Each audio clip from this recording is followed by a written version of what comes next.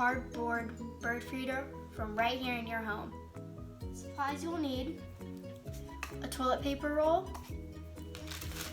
skewers, scissors, a butter knife, some rope or twine. I'm using twine.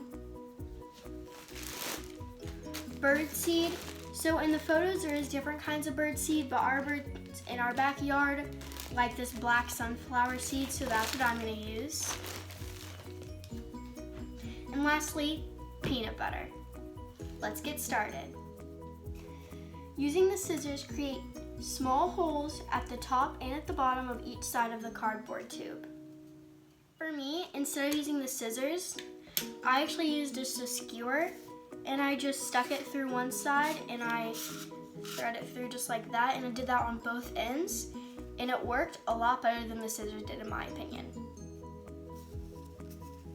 Through the top set of the holes, tie one end of the string to each side.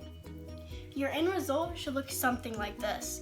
Now with your bottom side of your holes, you just want to take a bamboo skewer and you just want to stick it through your holes in the bottom, and it should look something like this. Now I'm going to trim mine off a little bit because mine's a little long, but this is just a little resting stump for your birds to sit on. Now that you have made your bird feeder, what you want to do is you want to take some kind of pan or bowl, just something that your toilet paper tube can fit in, and you want to put your bird seed in that.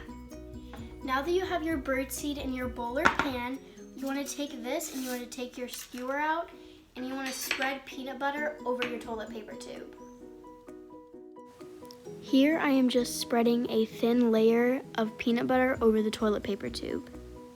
Now after that, you want to immediately put it in the bird seed and just roll it around.